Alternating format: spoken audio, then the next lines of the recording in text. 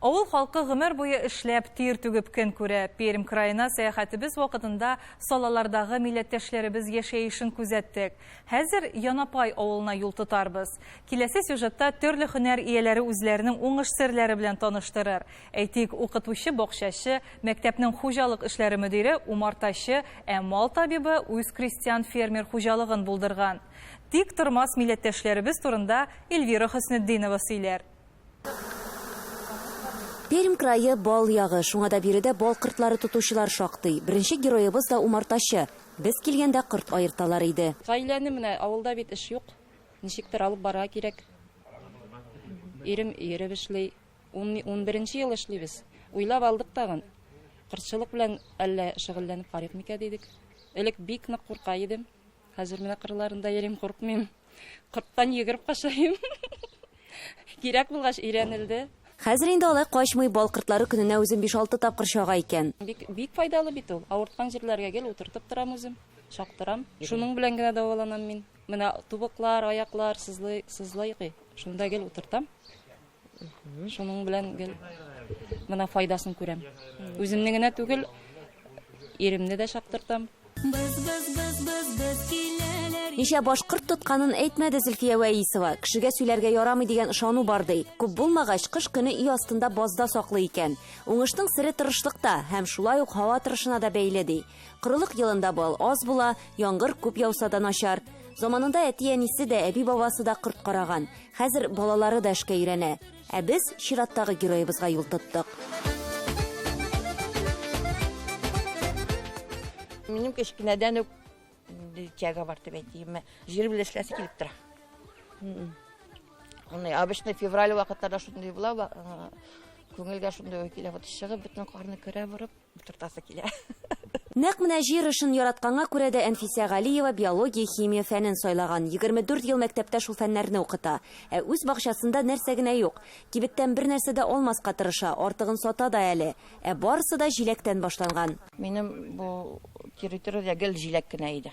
Башта азрак утырттым үзебез өчен, аннан соң килешмешли уйлап, шыртлап карагач, моның белешләргә була дип тә уйлагач, күбәйттек инде. Җиләк арасына һәрвакыт сарымсак утырта ул. Мәйданны да күбрәк кулланырга мөмкинлек бирә. Кырткычлар да килми ди. Минераль ашламалар, химикатлар кулланмый. Минке куллана торган ул көл,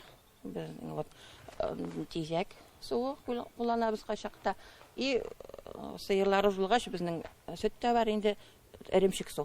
Биштә ул инде аяк өстендә, төшкән кыярларны алган сайын янындагы яфракларны да үзәргә кирәк ди ул. Беренче кыярлары 15 майда ук җитешкән. Бу күрәсездер, монда ягылмый, җылытылмый бу парник. Күтәртелгән грядкаларга навоз тутырабыз бик күп итеп. Тагын шу үзенчәлек бар, күрәсездер, монда мин бутылкаларда су. Вот бу бик әйбәт батарея. Ул кояш нурын үзләштерә, үзенә ала, әтенлә җылыны бирә. Чираттагы героебызга барганда авыл урамында йөргән атларга игътибар иттек. Алар бу салада яшәүче Айдар Гарифуллинныкы булып чыкты.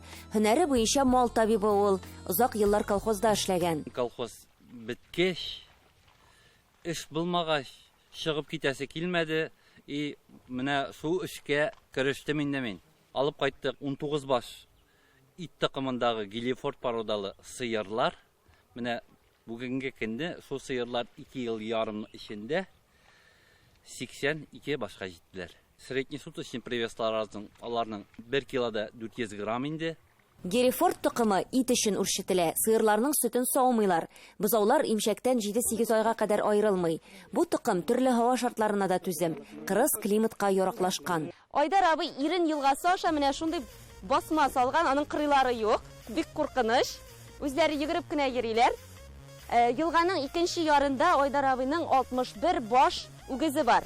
Хәзер хөрмәтле тамашачылар, сезгә дә аларны күрсәтәбез. Айдар Гарифуллин әйтүенчә, елына 3-4 тонна ит сатып баралар икән. Чыгымнар күп. Мисал өчен җиргә налог түләргә кирәк. Керемнәр дә бар, ансына безгә государство булса, поголовьяга бер маточный поголовья башка бер маточный поголовья 10 мең акча бирә. 2 гектаровка 640 тәңкә 1 гектарга инде обрабатывать иткән өчен. Менә 242 гектар безнең җиребез бар. Шуны сереп чәчәбез 50 гектарын. Быел дана утырттык 50 гектар. Айдар Гарифуллин мал табибы булып эшләвендә дәвам итә, 4 авылга хезмәт куя. Үз малларына да рационы үзе төзи, дәвалый. Әнә шулай авылда матур, мул тормышта яши безнең милләттәшләр. Моның өчен бары тик тормаслык, тырышлык, эш сөючәнлек кирәк. Татарларда бу сыйфатлар җитәрлек. Эльвира Хөснетдинова, Татарлар, Пермь крае, Янапай авылы.